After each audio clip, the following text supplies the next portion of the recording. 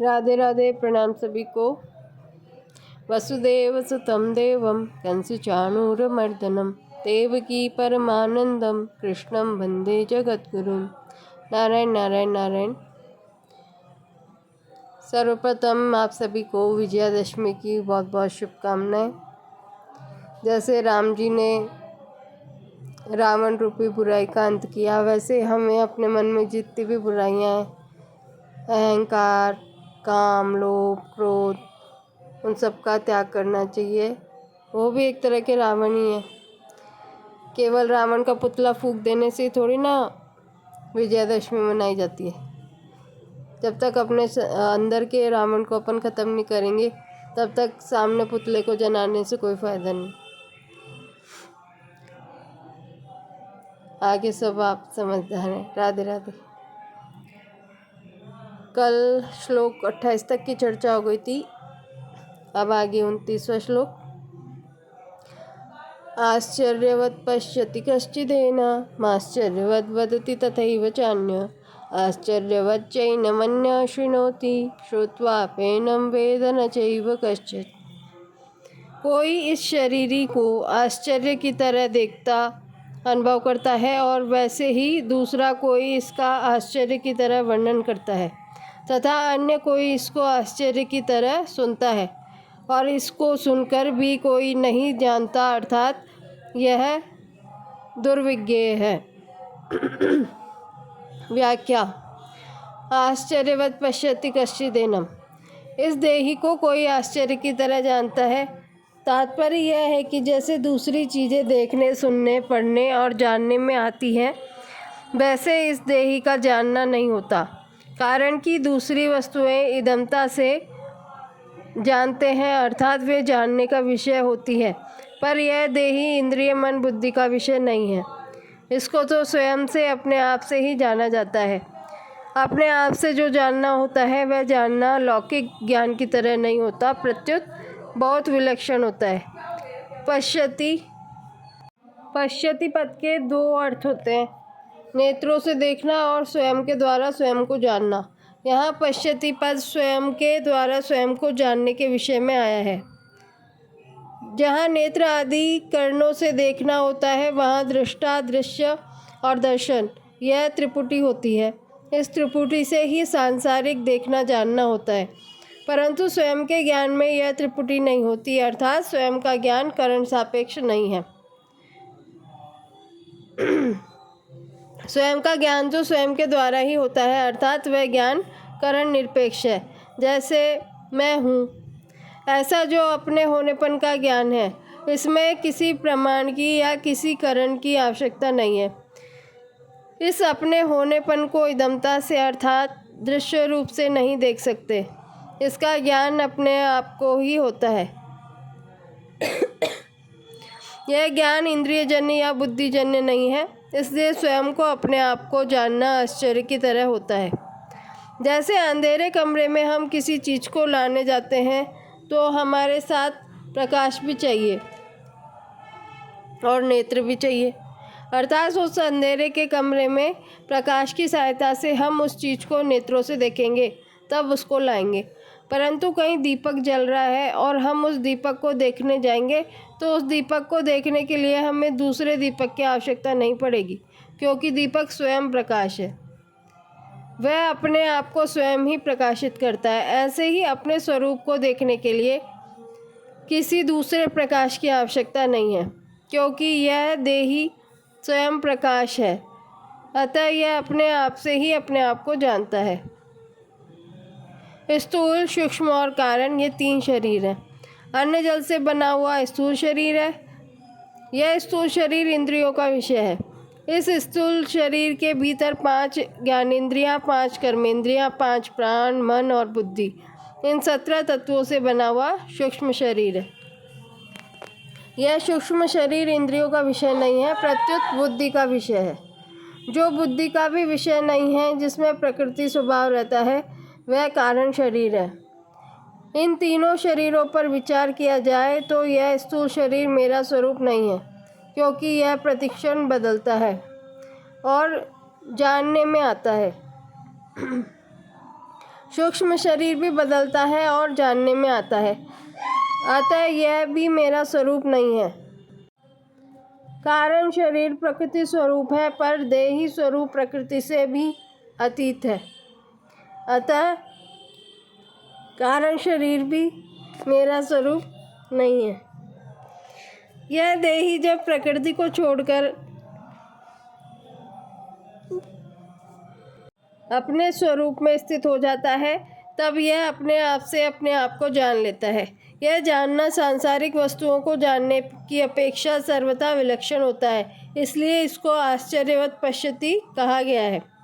यहाँ भगवान ने कहा है कि अपने आप का अनुभव करने वाला कोई एक ही होता है, कश्चित। और आगे 7वें अध्याय के 3 श्लोक में भी यही बात कही है कि कोई एक मनुष्य ही मेरे को तत्व से जानता है, कश्चिन माम वेत्ति तत्वतः। इन पदों से ऐसा मालूम होता है कि इस अविनाशी तत्व को जानना बड़ा कठिन है, दुर्लभ है, परंतु वास्तव में ऐसी बात नहीं है। इस तत्व को जानना कठिन नहीं है, दुर्लभ नहीं है, प्रत्युत इस तत्व को सच्चे हृदय से जानने वाले की इस तरफ लगने वाले की कमी है। यह कमी जानने की जिज्ञासा कम होने के कारण ही है। आश्चर्यवत वदति तथैव चान्य। ऐसे ही दूसरा पुरुष इस देही का आश्चर्य की तरह वर्णन करता है, क्योंकि वह तत्व वाणी का विषय नहीं है। जिससे वाणी भी प्रकाशित होती है, वह वाणी उसका वर्णन कैसे कर सकती है। जो महापुरुष इस तत्व का वर्णन करता है, वह तो शाखा चंद्र न्याय की तरह वाणी से इसका केवल संकेत ही करता है, जिससे सुनने वाले का इधर लक्ष्य हो जाए, अतः इसका वर्णन आश्चर्य की तरह ही होता है। यहाँ जो अन्य पद आया है, उसका तात्पर्य यह नहीं है कि जो जानने वाला है उससे यह कहने वाला अन्य है, क्योंकि जो स्वयं जानेगा ही नहीं, वह वर्णन क्या करेगा। अतः इस पद का तात्पर्य यह है कि जितने जानने वाले हैं, उनमें वर्णन करने वाला कोई एक ही होता है। कारण कि सबके सब अनुभवी तत्वज्ञ महापुरुष उस तत्व का विवेचन करके सुनने वाले को उस तत्व तक नहीं पहुंचा सकते। उनकी शंकाओं का, तर्कों का पूरी तरह समाधान करने की क्षमता नहीं रखते। अतः वर्णन करने वाले की विलक्षण क्षमता का द्योतन करने के लिए ही यह अन्य पद आया है। आश्चर्यवच्चैनमन्यः शृणोति। दूसरा कोई इस देही को आश्चर्य की तरह सुनता है। तात्पर्य है कि सुनने वाला शास्त्रों की, लोकांतरों की जितनी बातें सुनता आया है, उन सब बातों से इस देही की बात विलक्षण मालूम देती है। कारण कि दूसरा जो कुछ सुना है, वह सबका सब इंद्रियां, मन, बुद्धि आदि विषय है, परंतु यह देही इंद्रियों आदि का विषय नहीं है, प्रत्युत यह इंद्रियों आदि के विषय को प्रकाशित करता है। अतः इस देही की विलक्षण बात यह आश्चर्य की तरह सुनता है। यहाँ अन्य पद देने का तात्पर्य है कि जानने वाला और कहने वाला, इन दोनों से सुनने वाला तत्व का जिज्ञासु अलग है। श्रुत्वा पेनम वेद न चैव कश्चित्। इसको सुन करके भी कोई नहीं जानता। इसका तात्पर्य यह नहीं है कि उसने सुन लिया तो अब वह जानेगा ही नहीं। इसका तात्पर्य यह है कि केवल सुन करके इसको कोई भी नहीं जान सकता। सुनने के बाद जब वह स्वयं उसमें स्थित होगा, तब वह अपने आप से ही अपने आप को जानेगा। यहाँ कोई कहे कि शास्त्रों और गुरुजनों से सुनकर ज्ञान तो होता ही है, फिर यहाँ सुन करके भी कोई नहीं जानता ऐसा कैसे कहा गया है। इस विषय पर थोड़ी गंभीरता से विचार करके देखें कि शास्त्रों पर श्रद्धा स्वयं शास्त्र नहीं कराते और गुरुजनों पर श्रद्धा स्वयं गुरुजन नहीं कराते, किंतु साधक स्वयं ही शास्त्र और गुरु पर श्रद्धा विश्वास करता है, स्वयं ही उनके सम्मुख होता है। अगर स्वयं के सम्मुख हुए बिना ही ज्ञान हो जाता तो आज तक भगवान के बहुत अवतार हुए हैं, बड़े बड़े जीवन मुक्त महापुरुष हुए हैं, उनके सामने कोई अज्ञानी रहना ही नहीं चाहिए था, अर्थात सबको तत्वज्ञान हो जाना चाहिए था, पर ऐसा देखने में नहीं आता। श्रद्धा विश्वास पूर्वक सुनने से स्वरूप में स्थित होने में सहायता तो जरूर मिलती है, पर स्वरूप में स्थित स्वयं ही होता है। अतः उपयुक्त पदों का तात्पर्य तत्व ज्ञान को असंभव बताने में नहीं, प्रत्युत उसे करण निरपेक्ष बताने में है।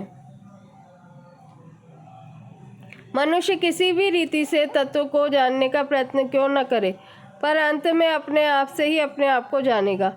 श्रवण मनन आदि साधन तत्व के ज्ञान में परंपरागत साधन माने जा सकते हैं, पर वास्तविक बोधकरण निरपेक्ष अपने आप से ही होता है। अपने आप से अपने आप को जानना क्या होता है? एक होता है करना, एक होता है देखना और एक होता है जानना। करने में कर्मेंद्रियों की, देखने में ज्ञानेंद्रियों की और जानने में स्वयं की मुख्यता होती है।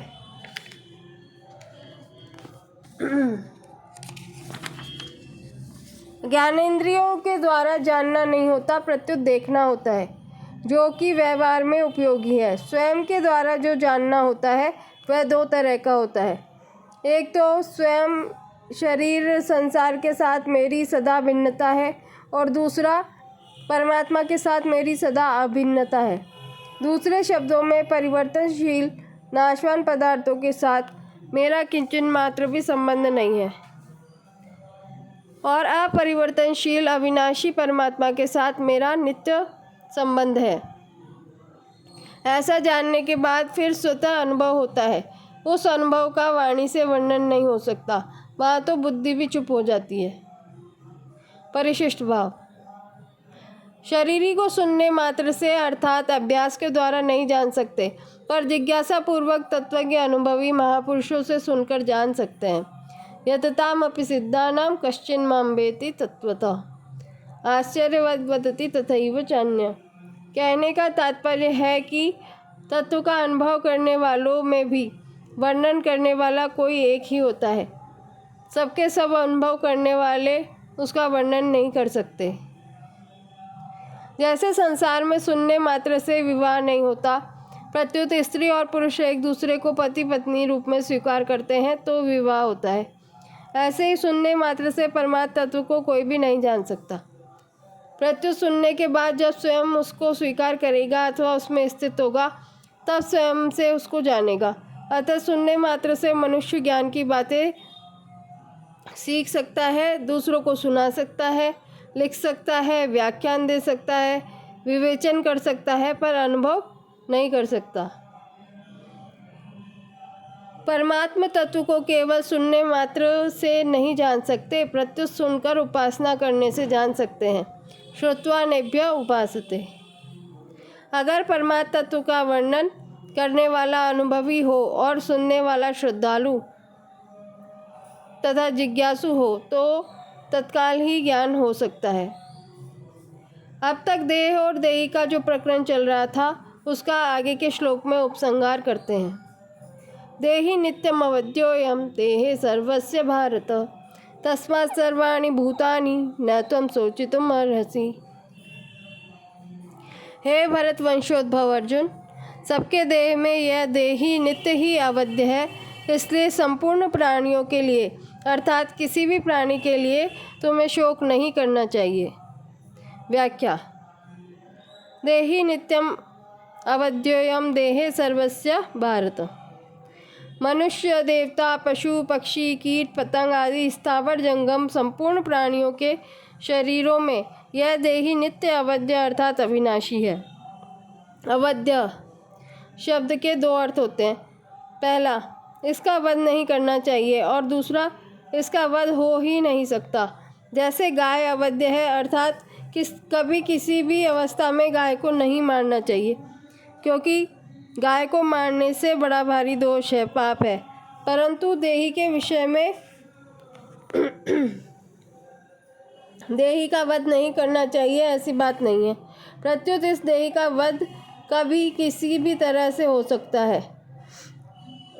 देही का वध कभी किसी भी तरह से हो ही नहीं सकता और कोई कर भी नहीं सकता। विनाशम अव्ययस्य न कश्चितुम अर्हति तस्मात् सर्वाणि भूतानि न त्वं शोचितुम् अर्हसि। इसलिए तुम्हें किसी भी प्राणी के लिए शोक नहीं करना चाहिए, क्योंकि इस देही का विनाश कभी हो ही नहीं सकता और विनाशी देह क्षणमात्र भी स्थिर नहीं रहता। यहाँ सर्वाणि भूतानि पदों में बहुवचन देने का आशय है कि कोई भी प्राणी बाकी न रहे, अर्थात किसी भी प्राणी के लिए शोक नहीं करना चाहिए। शरीर विनाशी ही है क्योंकि उसका स्वभाव ही नाशवान है, वह प्रतिक्षण ही नष्ट हो रहा है, परंतु जो अपना नित्य स्वरूप है उसका कभी नाश होगा ही नहीं। अगर इस वास्तविकता को जान लिया जाए तो फिर शोक होना संभव ही नहीं।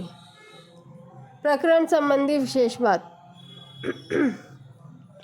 यहाँ 11वें श्लोक से 30वें श्लोक तक का जो प्रकरण है, यह विशेष रूप से देही, देह, नित्य, अनित्य, सत, असत, अविनाशी, विनाशी इन दोनों के विवेक के लिए, अर्थात इन दोनों को अलग अलग बताने के लिए ही है। कारण कि जब तक देही अलग है और देह अलग है, यह विवेक नहीं होगा, तब तक कर्मयोग, ज्ञान योग, भक्ति योग आदि कोई सा भी योग अनुष्ठान नहीं आएगा। इतना ही नहीं, स्वर्ग आदि लोकों की प्राप्ति के लिए भी देही देह के भेद को समझना आवश्यक है। कारण कि देह से अलग देही ना हो तो देह के मरने पर स्वर्ग कौन जाएगा। अतः जितने भी आस्तिक दार्शनिक हैं, वे चाहे अद्वैतवादी हों चाहे द्वैतवादी हों, किसी भी मत के क्यों ना हों, सभी शरीरी शरीर के भेद को मानते ही हैं। यहाँ भगवान इसी भेद को स्पष्ट करना चाहते हैं। इस प्रकरण में भगवान ने जो बात कही है वह प्रायः संपूर्ण मनुष्यों के अनुभव की बात है। जैसे देह बदलता है और देही नहीं बदलता। अगर यह देही बदलता है तो देह के बदलने को कौन जानता। पहले बाल्यावस्था थी, फिर जवानी आई, कभी बीमारी आई, कभी बीमारी चली गई। इस तरह अवस्थाएं तो बदलती रहती है, पर इन सभी अवस्थाओं को जानने वाला देही वही रहता है। अतः बदलने वाला और ना बदलने वाला, ये दोनों कभी एक नहीं हो सकते, इसका सबको प्रत्यक्ष अनुभव है। इसलिए भगवान ने इस प्रकरण में आत्मा, अनात्मा, ब्रह्म, जीव, प्रकृति, पुरुष, जड़ चेतन, माया, अविद्या आदि दार्शनिक शब्दों का प्रयोग नहीं किया है। कारण कि लोगों ने दार्शनिक बातें केवल सीखने के लिए मान रखी है, उन बातों को केवल पढ़ाई का विषय मान रखा है। इसको दृष्टि में रखकर भगवान ने इस प्रकरण में दार्शनिक शब्दों का प्रयोग न करके देह, देही, शरीर, शरीरी, असत, सत, विनाशी, अविनाशी शब्दों का ही प्रयोग किया है। जो इन दोनों के भेद को ठीक ठीक जान लेता है, उसको कभी किंचन मात्र भी शोक नहीं हो सकता। जो केवल दार्शनिक बातें सीख लेते हैं, उनका शोक दूर नहीं होता। एक 6 दर्शनों की पढ़ाई करना होता है और एक अनुभव करना होता है। ये दोनों बातें अलग अलग है और इनमें बड़ा भारी अंतर है। पढ़ाई में ब्रह्म, ईश्वर, जीव, प्रकृति और संसार ये सभी ज्ञान के विषय होते हैं, अर्थात पढ़ाई करने वाला तो ज्ञाता होता है और ब्रह्म, ईश्वर आदि इंद्रियों और अंतःकरण के विषय होते हैं। पढ़ाई करने वाला तो जानकारी बढ़ाना चाहता है, विद्या का संग्रह करना चाहता है, पर जो साधक, मुमुक्षु, जिज्ञासु और भक्त होता है, वह अनुभव करना चाहता है, अर्थात प्रकृति और संसार से संबंध विच्छेद करके और अपने आप को जानकर ब्रह्म के साथ अभिन्नता का अनुभव करना चाहता है, ईश्वर के शरण होना चाहता है। परिशिष्ट भाव। भगवान ने 11वें से 30वें श्लोक तक देह देही के विवेक का वर्णन किया है। इस प्रकरण में भगवान ने ब्रह्म, जीव, प्रकृति, पुरुष, जड़ चेतन, माया, अविद्या, आत्मा, अनात्मा आदि किसी दार्शनिक शब्द का प्रयोग नहीं किया। इसका कारण यह है कि भगवान इसको पढ़ाई का अर्थात सीखने का विषय न मानकर अनुभव का विषय बनाना चाहते हैं और यह सिद्ध करना चाहते हैं कि देह देही के अलगाव का अनुभव मनुष्य मात्र कर सकता है। इसमें कोई पढ़ाई करने की, अधिकारी बनने की जरूरत नहीं है। सत असत का विवेक मनुष्य अगर अपने शरीर पर करता है तो वह साधक होता है और संसार पर करता है तो विद्वान होता है। अपने को अलग रखते हुए संसार में सत असत का विवेक करने वाला मनुष्य वाचक ज्ञानी तो बन जाता है, पर उसको अनुभव नहीं हो सकता। परंतु अपनी देह में सत असत का विवेक करने से मनुष्य वास्तविक ज्ञानी हो सकता है। तात्पर्य है कि संसार में सत्य असत का विवेक केवल पंडिताई के लिए है, जबकि गीता पंडिताई के लिए नहीं है। इसलिए भगवान ने दार्शनिक शब्दों का प्रयोग न करके देह, देही, शरीर, शरीरी जैसे सामान्य शब्दों का प्रयोग किया है। जो संसार में सत्य असत का विचार करते हैं वे अपने को अलग रखते हुए अपने को ज्ञान का अधिकारी बनाते हैं, परंतु अपने में देह, देही का विचार करने में मनुष्य मात्र ज्ञान प्राप्ति का अधिकारी है। अनुभव करने के लिए देह, देही का विवेचन उपयोगी है और सीखने के लिए तत्व का विवेचन उपयोगी है। इसलिए साधक अनुभव करना चाहता है तो सबसे पहले उसको शरीरी से अपने अलगाव का अनुभव करना चाहिए कि शरीर शरीरी के संबंध से रहित है और शरीरी शरीर के संबंध से रहित है, अर्थात मैं शरीर नहीं हूँ। उसने जितनी सच्चाई से, दृढ़ता से, विश्वास से और निसंदेहता से शरीर की सत्ता महत्ता मानी है, उतनी ही सच्चाई से, दृढ़ता से, विश्वास से और निसंदेहता से स्वयं स्वरूप की सत्ता महत्ता मान ले और अनुभव कर ले। शरीर केवल कर्म करने का साधन है और कर्म केवल संसार के लिए ही होता है। जैसे कोई लेखक जब लिखने बैठता है तब वह लेखनी को ग्रहण करता है और जब लिखना बंद करता है तो लेखनी को यथास्थान रख देता है। ऐसे ही साधक को कर्म करते समय शरीर को स्वीकार करना चाहिए और कर्म समाप्त होते ही शरीर को ज्यों का त्यों रख देना चाहिए, उससे असंग हो जाना चाहिए। कारण कि अगर हम कुछ भी न करें तो शरीर की क्या जरूरत है। साधक के लिए खास बात है जाने हुए असत का त्याग। साधक जिसको असत जानता है उसका वह त्याग कर दे और तो साधन सहज सुगम हो जाएगा और जल्दी सिद्ध हो जाएगा। साधक की अपने साध्य में जो प्रियता है वही साधन कहलाती है। वह प्रियता किसी वस्तु, व्यक्ति, योग्यता, सामर्थ्य आदि के द्वारा अथवा किसी अभ्यास के द्वारा प्राप्त नहीं होती, प्रत्युत साध्य में अपनापन होने से प्राप्त होती है। साधक जिसको अपना मान लेता है उसमें उसकी प्रियता स्वतः हो जाती है, परंतु वास्तविक अपनापन उस वस्तु से होता है जिसमें ये चार बातें हों। पहली, जिससे हमारी सधर्मता अर्थात स्वरूपगत एकता हो। दूसरी, जिसके साथ हमारा संबंध नित्य रहने वाला हो। तीसरी, जिससे हम कभी कुछ न चाहें। चौथी, हमारे पास जो कुछ है वह सब जिसको समर्पित कर दें। ये चारों बातें भगवान में ही लग सकती है, कारण कि शरीर और संसार से हमारा संबंध नित्य रहने वाला नहीं है और उनसे हमारी स्वरूपगत एकता भी नहीं है। प्रतिक्षण बदलने वाले के साथ कभी न बदलने वाले की एकता कैसे हो सकती है। शरीर के साथ हमारी जो एकता दिखती है वह वास्तविक नहीं है, प्रत्युत मानी हुई है। मानी हुई एकता कर्तव्य का पालन करने के लिए है। तात्पर्य है कि जिसके साथ हमारी मानी हुई एकता है उसकी सेवा तो हो सकती है पर उसके साथ अपनापन नहीं हो सकता। जाने हुए असत का त्याग करने के लिए यह आवश्यक है कि साधक विवेक विरोधी संबंध का त्याग करे, जिसके साथ हमारा न तो नित्य संबंध है और न स्वरूपगत एकता ही है। उसको अपना और अपने लिए मानना विवेक विरोधी संबंध है। इस दृष्टि से शरीर को अपना और अपने लिए मानना विवेक विरोधी है। विवेक विरोधी संबंध रहते हुए कोई भी साधन सिद्ध नहीं हो सकता। शरीर के साथ संबंध रखते हुए कोई कितना भी तप कर ले, समाधि लगा ले, लोक लोकांतर में घूम आए, तो भी उसके मोह का नाश तथा सत्य तत्व की प्राप्ति नहीं हो सकती।